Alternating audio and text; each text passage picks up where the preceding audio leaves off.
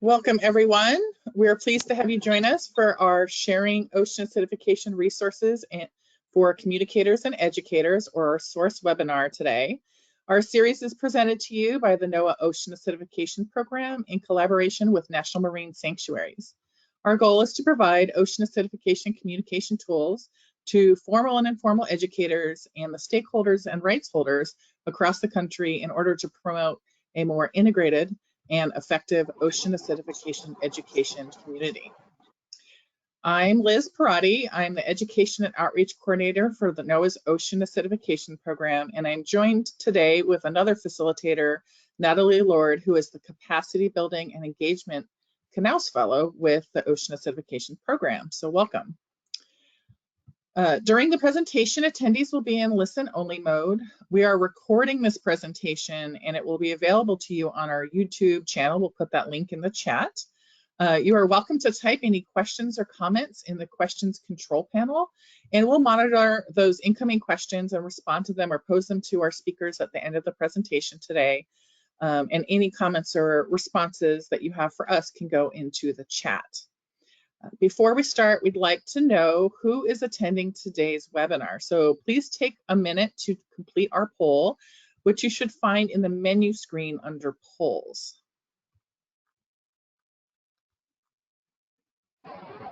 The poll did not upload. Okay, we're going to skip that. We are going to move on. We're going to move on. Sorry about that, everyone. All right. Generally, we have usually a lot of communicators, educators, sometimes students, researchers, and resource managers. So I'm going to introduce our three speakers today. The first is Jessie Turner. She is the Executive Director of the International Alliance to Combat Ocean Acidification, or OA Alliance. A voluntary initiative of the national and subnational governments, the OA Alliance works to raise ambition for climate action and transform the global response to the climate ocean change. As director, Jessie sets the strategic direction for the OA Alliance and develops and carries out annual programming, including contributions to international convenings. Our second speaker is Isaac Olson. He is a fourth-year undergraduate at the University of Washington studying oceanography and environmental studies. He specializes in researching and communicating how climate change affects the ocean, how it impacts human lives, and what can be done about it. He is especially concerned with centering justice, equity, and sustainability in all he does. As a class of 2022's Hauling Scholars program, Isaac worked with the Ocean Acidification Program over the summer on several ocean acidification, communication, and education initiatives, including the design of an Alaska-specific self-directed course, the Ocean Acidification Program National Listening Sessions, and of course, the project that you're going to hear about today. Finally, we have Melissa Vizard, and she is the summer intern for the Aquarium Conservation Partnership. This fall, she will be starting her second year of her master's program at the University of California, Santa Barbara Bren School of Environmental Science and Management, where she is specializing in coastal marine resource management with a focus in strategic communications. So thank you to Jessie, Isaac, and Melissa for joining us and presenting today. And with that, we'll start the presentation, and I'll hand it over to Jessie Turner. Wonderful. Well, thank you so much, Liz and Natalie and NOAA OAP and SOARCE colleagues for having us today.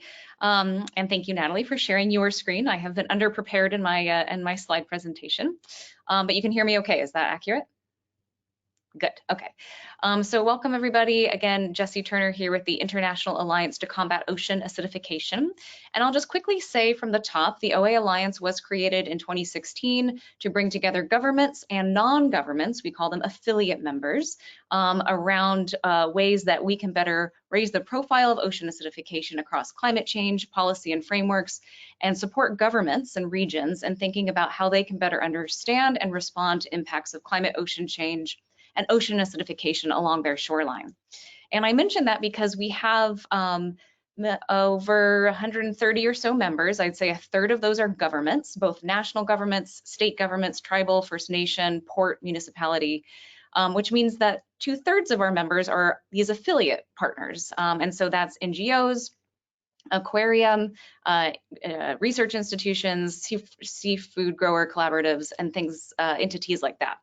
And I give you that up front because, as some of you that work with us know, we have been really government centered. You know, I say that the big program push that we've been putting forward over the last several years involves engaging governments, trying to get them to join the Alliance, to commit to creating an OA action plan, and really putting out materials and program support tools that are really aimed for that constituency at high levels like ministerial offices, governor's offices, but also implementing bodies like agencies and departments.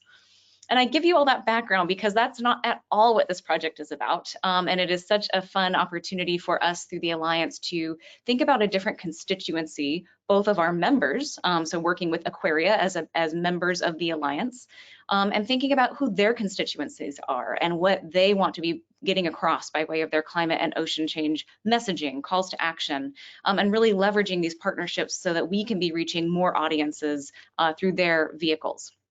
So go ahead and next slide, Natalie, and I'll just tell you a little bit more about the project partners. So for those of you that are not familiar, the Aquarium Conservation Partnership is a coalition of U.S. aquaria that are working to conserve our ocean and freshwater ecosystems and are committed to sustainable practices. And so as you can see here, about 27 members across 20 states that are members of the ACP. And you're going to hear a little bit more about who those members are and sort of what their angles have been, but it's been a really wonderful consortium to work with through this project. Then we have the OA Alliance, and then of course you're all familiar with NOAA OAP, and particularly thinking about NOAA OAP's support of the CANs, or coastal acidification networks.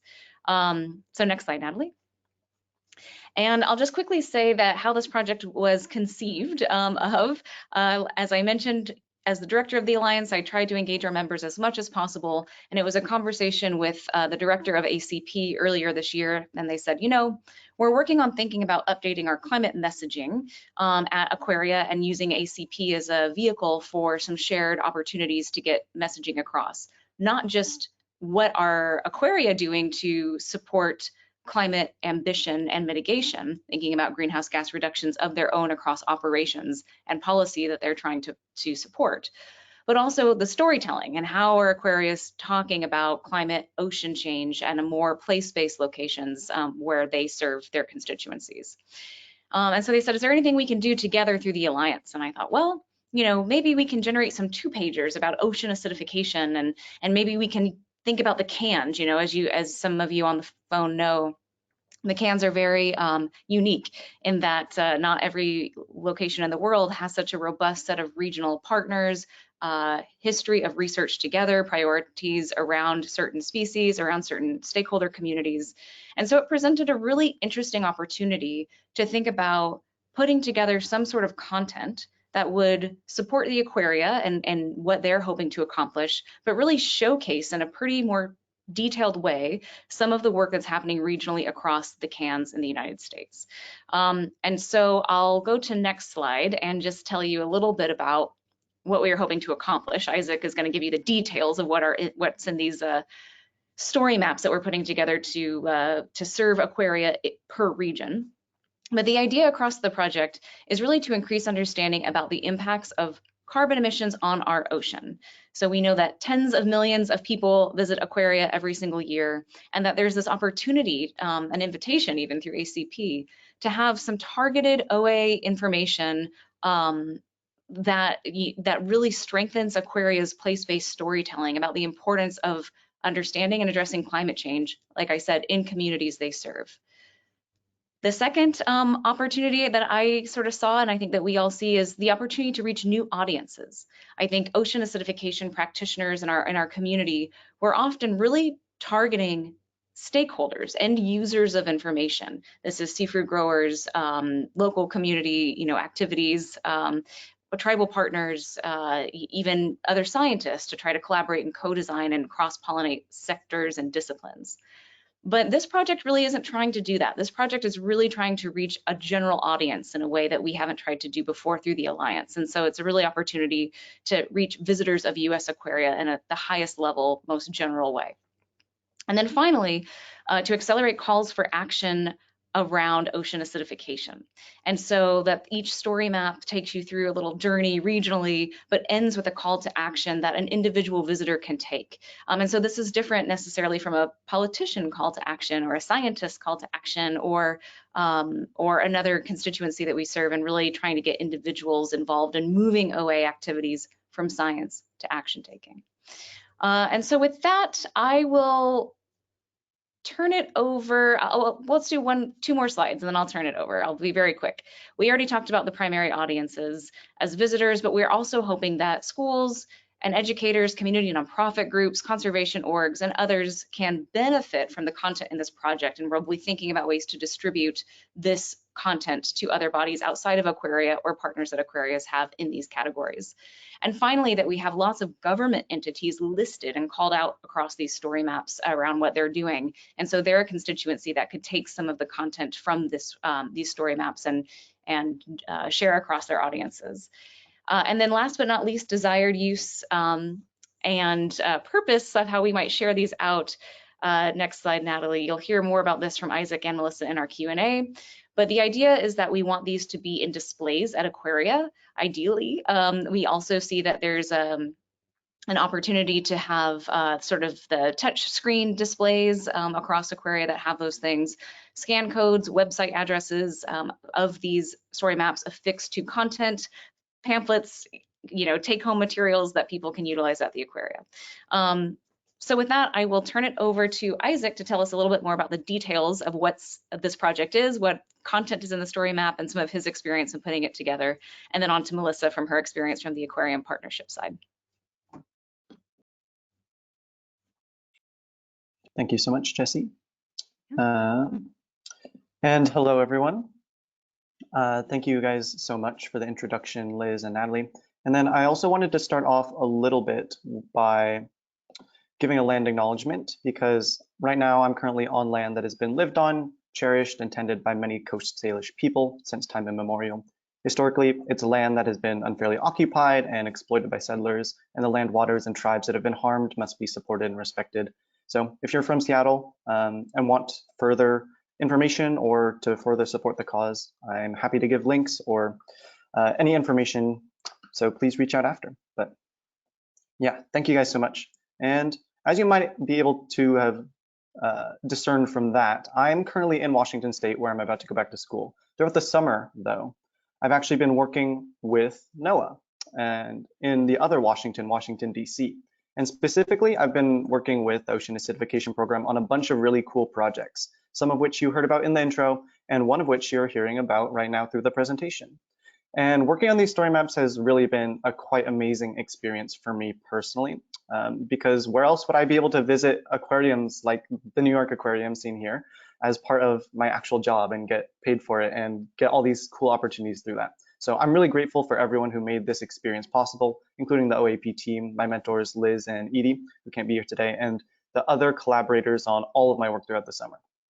However, not all of my work has been aquarium visits. I, through this project, was specifically tasked with accumulating all of the information that went into the story maps. And that included doing a lot, and I mean like a lot of research. So I had to go through a bunch of scientific journals to figure out what exactly was happening with ocean acidification and figure out what project partners like the OAA, the ACP, and NOAA had already been saying about ocean acidification, in addition to checking out the most recent literature from universities. I had to figure out what the OA impacts were in each of the different regions, whether that's in news stories covering things like disasters affecting oyster markets in Washington, or new signs of ocean acidification in Alaska, things like that. And that could also be found in scientific journals or through the project partner websites. I had to delve deep into the legislative history of every state that has a coastline basically in the United States other than Hawaii, because we're trying to figure out what type of action has already been going on in the body of ocean acidification research and action. And that involved both state and local governments from different ports and municipalities, as well as some federal action, and also checking out the news stories, how people have been feeling about that sort of action. And then finally looking at the types of individual and community actions that are taking place throughout the regions that we're looking at, whether that's in people who are taking action through nonprofits or individual ways people can help. A lot of that research came from the project partners themselves, but it also involved just a lot of Googling and doing Google search after Google search. And that left us with a really big body of research, way more than should be displayed in something that's going out to the public, probably enough for like 10 times the length of the story map that we have now. And we really needed to figure out how to distill that information into something that would be digestible. And that came through with an emphasis on storytelling. Storytelling was our method of figuring out how much of this information is going to be actually used by people, what do they need to know, and how do we make that into something that's actually impactful. And we did that through a couple of different questions to help narrow down the amount of research that we had done into what we are actually going to use in the final product. So first, what is accurate? And to me, that means what is the actual baseline of what's happening in the regions? What's going on with OA, the actual stats of it? Who are the species that are being affected and in what ways? Which people are being affected and by how much? And what is actually going on in the region to take action? Like the specifics of legislation or the specifics of community active groups. Those are all just the baseline of stuff. And that helps us narrow down what exactly information we should be pulling from. And then we had to look at what's actually important to people. A lot of the research that I did was really cool, and I'm grateful to have done it, but it's not necessarily something that you actually needed to know when you're looking at this project. It's cool. It's things like the different species effects that are on individual species of fish. That it's great to know that if you're trying to delve deeper into ocean acidification research, but a general public is not going to be needing to know that. But it's also talking about what's important from the standpoint of what should people be knowing about ocean acidification and how can they act. And that goes into a lot of the messaging that we're going to be trying to do with these story maps, talking about why ocean acidification is something that we can actually take action against. What's the root causes of it and how can we affect the processes that are driving that and what people can actually do to get engaged. And then finally, we had to make sure that people actually did get engaged once we presented all that information. What are the types of stories and pieces of research that will actually get people to not want to like click off the story map and go to something else, but also what can encourage them to want to get involved in ocean acidification action and mitigation. And all of these together gave us this really empowering regionalized ocean acidification communication strategy that not only allowed people to understand the issue of ocean acidification, but get involved in their area, understand it from a deeper level on how it's affecting their own personal lives, and figure out the best ways that we can expand that message past the simple scientific overviews or the simple broad generalized communication that might have been more, I guess, easy to accomplish and easy to distribute. And that meant that we had to go to a lot of different regions of the US to do this. We actually are not making just one story map, but it's actually going to be 6 interactive story maps. And let me just explain story maps in case you're unfamiliar. It's this program run through ArcGIS, the mapping software that allows you to integrate text-based storytelling with data maps. And through that system, we're able to create these really cool interactive stories that talk about ocean acidification in specific regions, while also being able to showcase the specific displays of where people are taking action on an actual map that people can look into where they live and see what's going on in their region.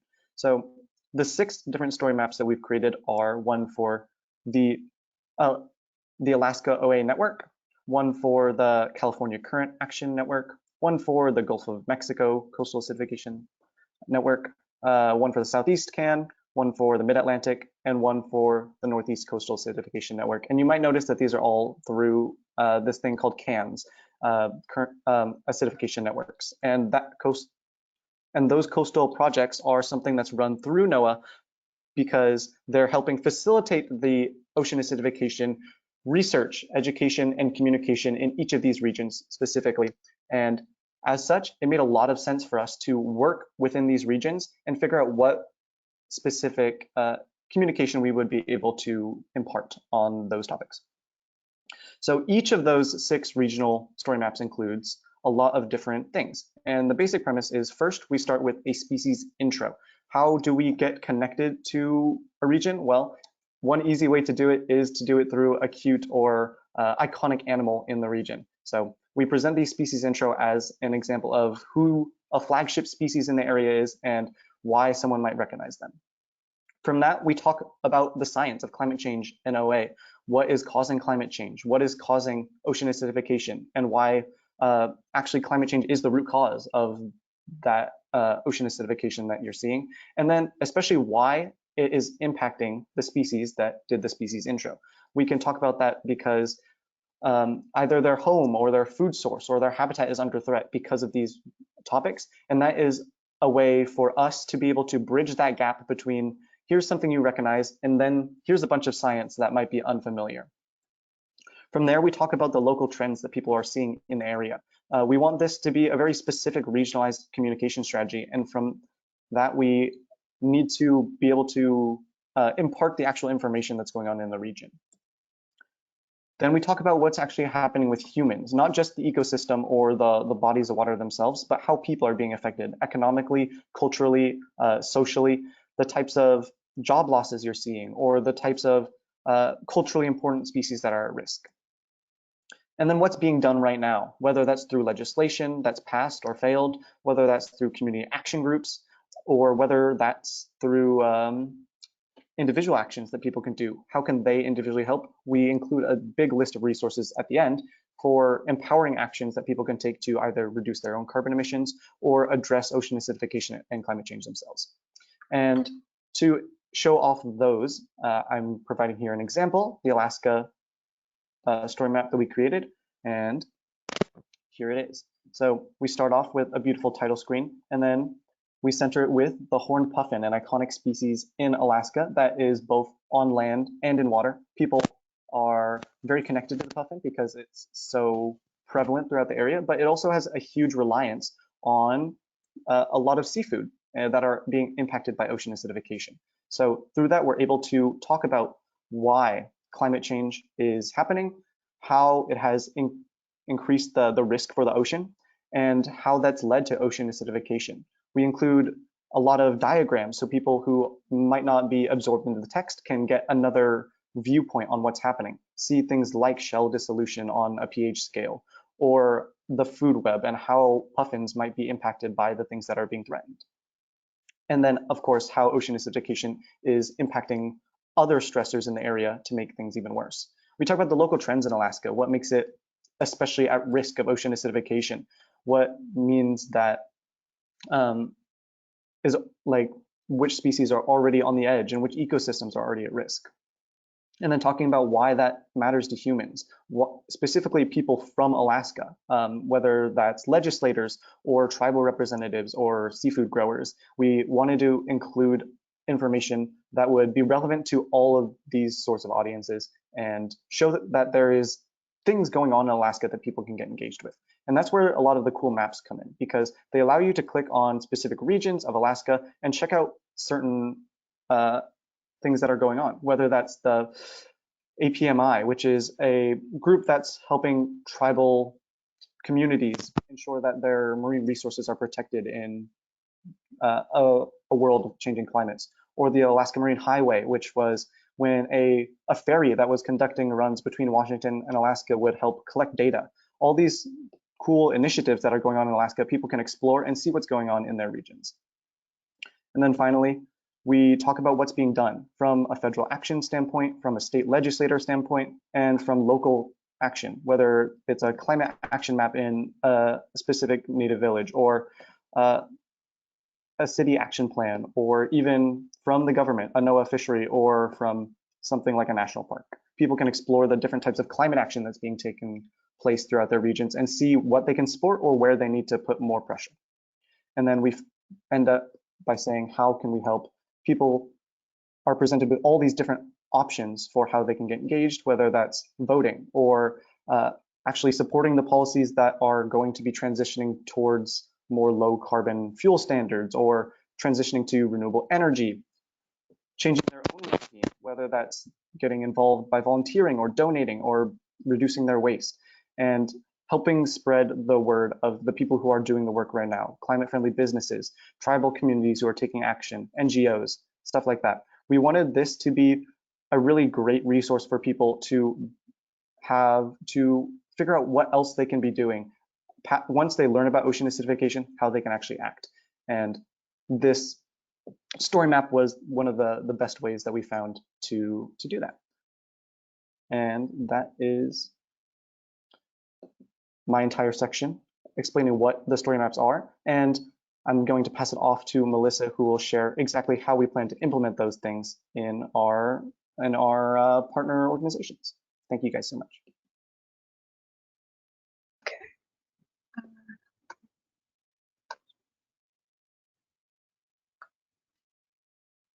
Hi, everyone. Thank you so much, Isaac, for passing this on to me. So, as mentioned earlier in the introduction, this summer I was the summer intern for the Aquarium Conservation Partnership, and I really had an amazing time working not only with this amazing team on the StoryMap, so thanks to Jesse, Edie, Hula, and Isaac for bringing me into this project, and as well as my group at the ACP, which was Kim, my amazing supervisor, and Bianca, the fellow ACP, as well as one of the communications team from the North Carolina Aquarium, Colleen, who was very involved with helping to make sure that the language that we were using was aquarium friendly. So I wanted to start off by stating how I basically was running as the liaison between ACP and the OA team for the summer, and was the ACP lead for this project. So to give a little bit of background of what ACP does, so ACP's mission is to safeguard the ocean, freshwater ecosystems, supporting the conservation efforts of aquariums across the United States for greater collective and individual impact. And they do this by advocacy work, inspiring conservation behaviors and actions, influencing sustainable business practices, as well as the strengthening collective capacity to increase conservation impact, which is one of our goals for the OA project, is to increase conservation impact. And by sharing the OA project across all the aquarium members at ACP, we can go work towards that goal, as well as inspire actions with the calls to actions that will be shared in the StoryMap. The Aquarium Conservation Partnership has 5 priority conservation goals that aquariums work toward and are informed about through policy, calls, joint letters, sign-on letters, and newsletters. And as an ACP intern, I was able to join on those calls to see what kind of work they're doing. And the 5 key priority areas are advancing equity, environmental justice, protecting oceans, the wildlife and ecosystems, improving sustainability, and aquaculture, and in combating climate change, as well as reducing the sources of plastic pollution. So ACP essentially works with the aquariums to create a unified messaging around these issues, as well as unified letters to take actions for these key priorities. And we actually highlight one of these examples in our StoryMap, where we talk about things that are being done, and one of these things is the joint commitment to support carbon neutrality that the aquariums have worked on with ACP. And to keep in mind, this will be shared with aquariums, so when we're working on the OA project, having ACP as a lead on this project has been great to have that unified message being brought across in the OA StoryMap. So now I wanted to go into ACP roles, essentially my role in the OA project. So just to give a little bit of background of what kind of research I was brought on to do, I had to visit approximately about like 22 of the aquarium affiliated with these projects. So these are the aquariums that are found in the regions that Isaac mentioned across those 6 CAN regions. And I found the following information about each ACP members. So first, I collected information about who they are as an institution, and this information included just a little bit about who they are, including the conservation work and climate actions that they have taken, and this was used to inform the aquarium blurbs in the aquarium map that we saw at the end of the story map. And here's an example with the Alaska Sea Life Center to provide some context about who they are. And then I also did some research to identify flagship species. So this was looking into which iconic species does aquariums have displayed at their aquarium or are engaged with in their conservation work. So for the Alaska Sea Life Center, which is our ACP member in Alaska, I noticed that the horned puffin was one of their main species. I also looked into existing climate messaging and ocean health messaging to determine and get a sense of what messaging is already out there and the type of language that is being used. And here's an example from the National Aquarium. And I also looked for calls to actions, and this is an example I took from the Aquarium of the Pacific. And this was, I'll be talking about this a little bit later, but to get a sense of what kind of calls to action we can include in our story map. And lastly, I also collected aquarium imagery from each of our members. So I contacted them via email to ask for permission to use the imagery, which our amazing graphic designer Hula created this bar with graphics from the aquarium to highlight the aquarium in our story map. So I wanted to give some information about why we had a flagship species for each region. The first reason for that was because it regionalizes the info.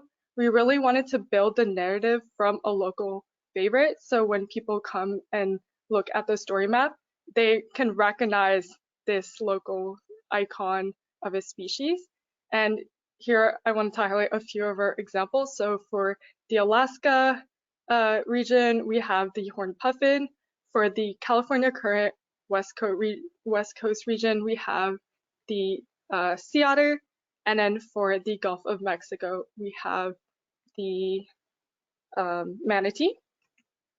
Another reason is for increasing public engagement by creating a connection with the audience and also adding a visual appeal. So as we saw in the story map, we begin the story with the flagship species kind of talking about their habitat and how they live in the region and then how they're being affected by this climate change and ocean acidification issue. And lastly, another reason for having a flagship species is to demonstrate that OA is a local issue. So this demonstrates that OA has effects on these local species and also allows the audience to have context on how OA is not only just affecting species like down the line, but also like these larger species. So for example, here we have in the food web that we saw in the story map, we see that the puffin is not necessarily directly impacted by OA, but the food sources down the line are, and this can lead to an effect up the food chain. And then I also wanted to talk about how we came up with the aquarium calls to action. So I looked through all the aquariums to get some of the ideas of what calls to actions are already out there, and I wanted to highlight a few from 3 of our member aquariums. So the Monterey Bay Aquarium had some language or more focused on ocean health. So we see choosing sustainable seafood, avoid single-use plastics and all that. And then there was a lot of variation. So we can see that in South Carolina, there's more of a focus on individual actions that can be taken, such as reducing carbon footprints. And in Seattle, Aquarium takes more of a advocacy policy approach by providing information on contacting your representatives. And this was really important to keep in mind when coming up with our calls to action, as well as making sure that we stay true to the messaging related to ACP. So ACP's calls to actions are more, our focus was more on broader solutions, such as focusing on business sustainability or larger emitters versus small individual actions. So, but we also wanted to make sure that it aligns with the aquarium calls to action. So keeping all of that in mind, we ended up coming up with these main 4. So use your voice, wave goodbye to carbon, dive into an ocean-friendly routine, and champion others who are doing the work.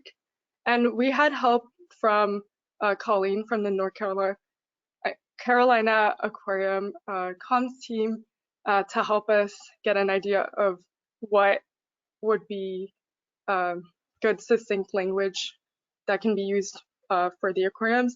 And what the main things when we came up with this language was making sure that it's accessible language, as well as tangible actions that people can take and engage, and is engaging. So when they're reading it, they're not like, they can be like, oh, this is something I can definitely do in my daily routine. And I wanted to share how some of these actually came from the aquariums themselves. So here in Use Your Voice, we have contact your representatives, which actually links to a guide that was created from the Seattle Aquarium, which I just showed in the previous slide. And Vote for the Ocean is a campaign that ACB has, which is focusing more on their advocacy side of messaging. And then we have Wave Goodbye to Carbon, supporting policies.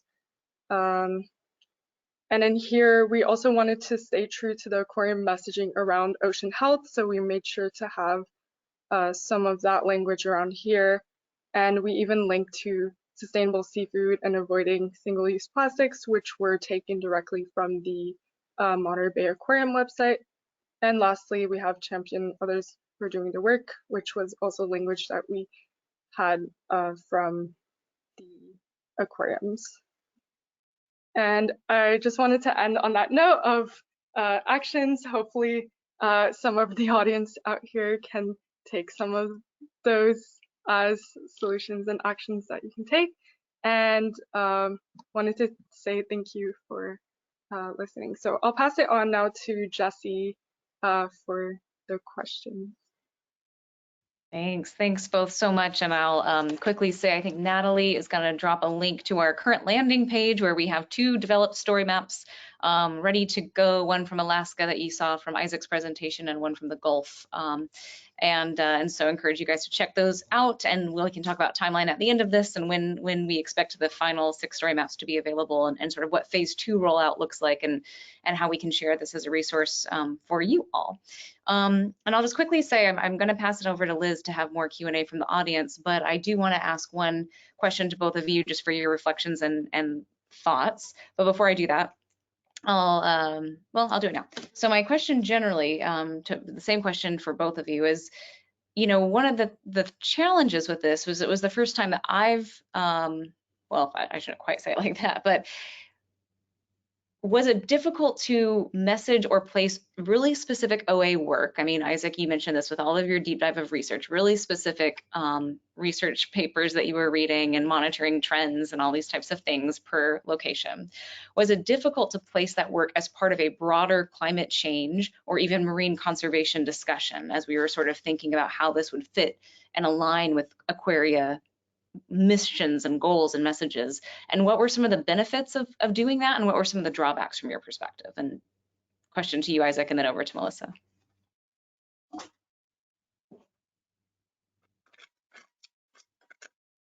Oh, I think you might be on mute, my friend.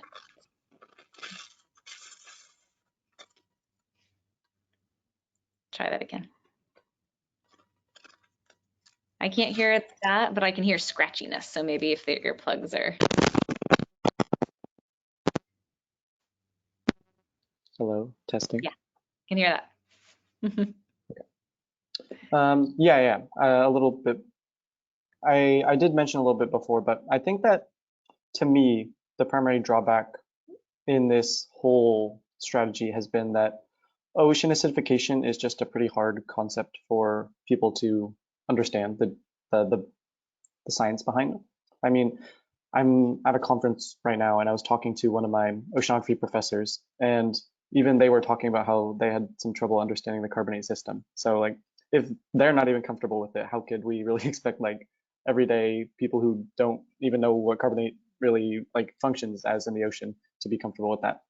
And then that leads to a lot of different shortcuts and oversimplifications, which I don't want to call out Seattle because I'm like from there, but some of the messaging in their aquarium on ocean acidification has like scientific inaccuracies on it, or things that are a little bit misleading, and all that stuff is a big drawback of trying to center OA in the broader climate change messaging, just because it's very technical in nature.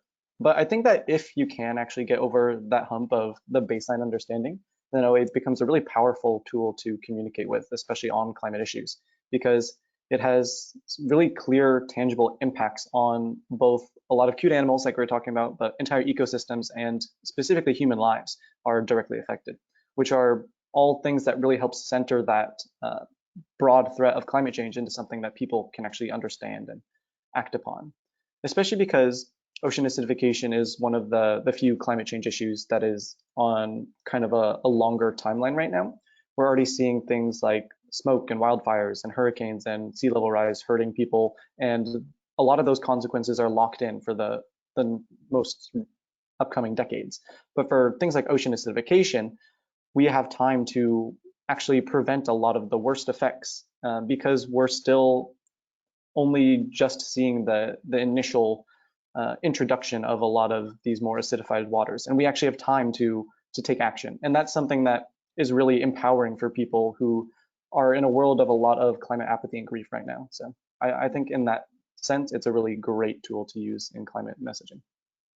Oh, thanks, Isaac. And Melissa, I'll even fine tune your question. Same thing, you know, was it hard, easy to place OA in this context of climate, ocean conservation messaging? But from your perspective at the Aquaria, was it a big lift to sort of turn the dial on existing messaging, or did you feel that there was sort of a nice extenuation of being precise about acidification in those larger kind of conversations? What's your thought about how it nested within those sort of existing messages?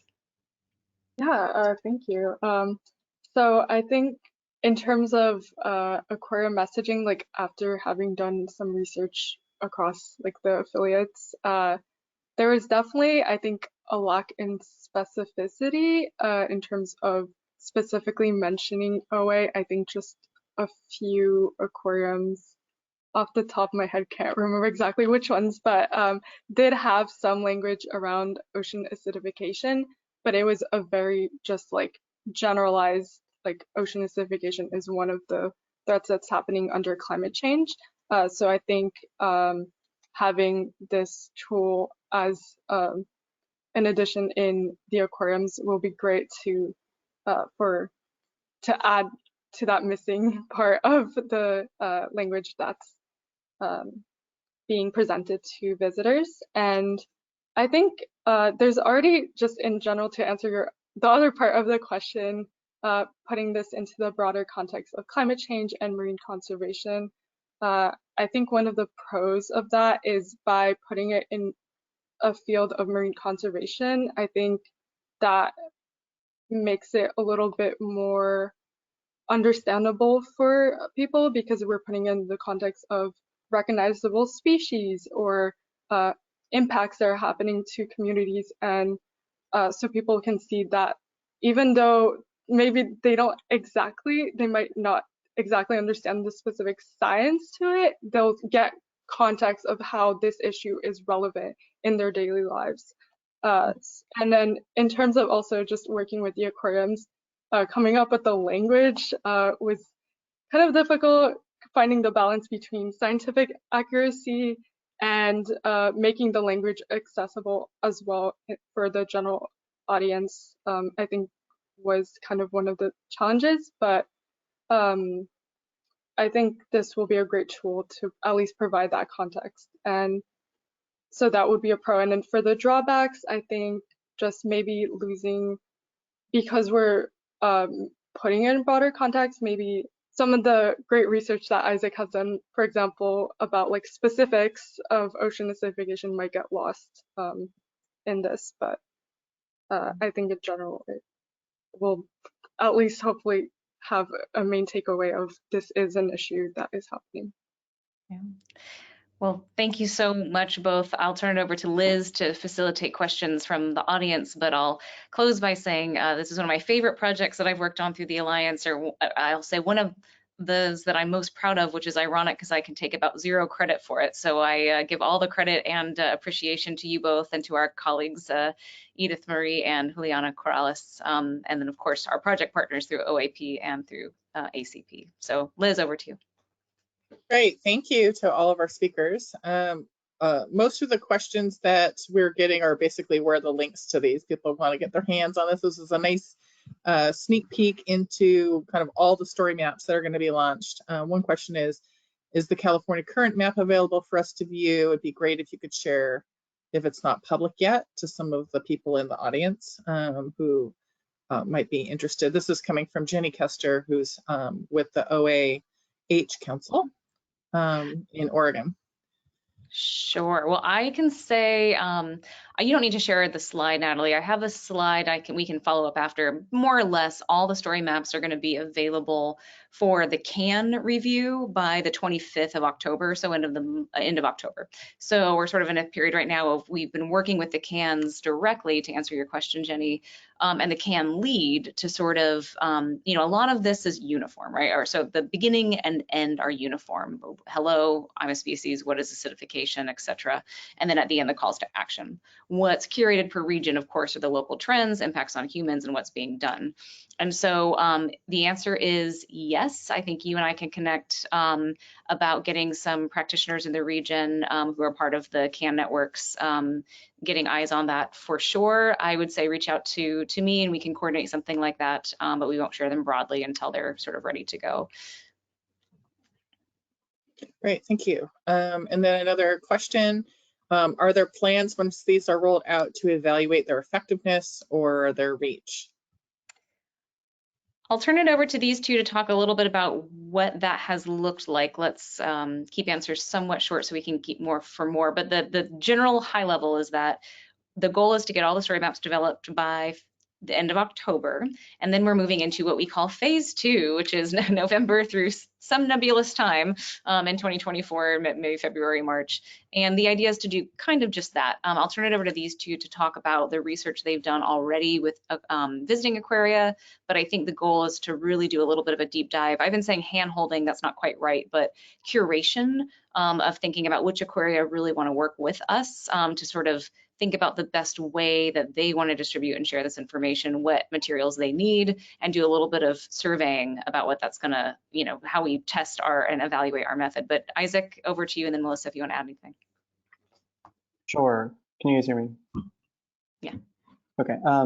Yeah, so the main discussions that we've been having with both aquariums and with other potential partners, whether that's like marine sanctuaries or nonprofits, is that a lot of the way the StoryMaps works is that they can be pretty easily tailored to specific needs that each location has, and showing that, whether that's sharing specific parts or implementing them in different ways, whether that's sending them out over email on a listserv or in education packages or as a physical display. So a lot of that evaluation work will come after we start working with the specific partners to implement the displays and using their own evaluation methods based on the specific ways that they're choosing to share the story maps. We can only really keep track of like website impressions right now as a measure of success, but future measures of success will come during that next phase. Nice. Melissa, anything you want to add? Yeah, just to add on, I imagine that ACP, since they have direct access to the aquarium members that will be hopefully displaying this in the aquariums, I imagine that they could maybe have in the future like a survey or something to survey the affiliates that have displayed this story map to gain information on that. And in terms of phase 2, I was already talking with Kim about having some sort of toolkit or to share with the aquariums to get an idea of how different ways they can present this in their aquariums. That's great. And I'll only add that, I think when we first started this project, it was sort of like, okay, the aquaria in a way are like the client, right? In the way my brain works, and we're making these products for them to use and to share across their institutions. But increasingly, but we're relying on the cans and sort of their information and their partnerships and their work to see, be put forward as sort of the product that we're sharing. But increasingly, I think through this project, it was very clear that the cans are all quite excited about all the institution, arrangements that they have, and where marine learning centers or universities have places that visitor traffic is, kind of mobilized and utilized. So I think there's lots of different locations outside of aquaria that we will think about having, as Melissa said, some guidance document in our phase 2 once these are really all live, of like, what are the expectations around using these, what are the boundaries, but also the opportunities to share out, and a little bit of guidance for institutions that want to be sharing these broadly, or even, as Isaac said, potentially curating things here and there as we can to make it as fit for purpose as possible.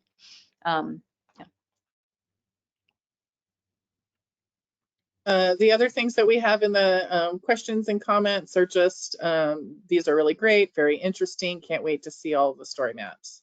So just a lot of comments like that. Unless there are any other questions from the audience, I think I'll turn it over to Natalie to wrap us up. Please note that we've put the links to the story maps as well as the landing page and all the other links to resources that were mentioned today in the chat for you as well. Alrighty, well, thank you everyone for attending today's webinar. Melissa, Isaac, and Jesse, this was a great presentation and filled with many resources. Thank you so much for being here with us today. If anyone has any comments, questions, or recommendations for other speakers, we are always gaining insight for those. Next month, we will have our webinar on Wednesday, October 11th, same time, 1 p.m. EST, and we'll be hearing from the Mid-Atlantic Coastal Acidification Network and the Chesapeake Bay National Estuarine Research Reserve education team on their coastal acidification in the classroom curriculum. This webinar today will also be recorded. You can find that on our OAP YouTube page. And that concludes today's session. Thanks so much, everyone. Have a great rest of your day.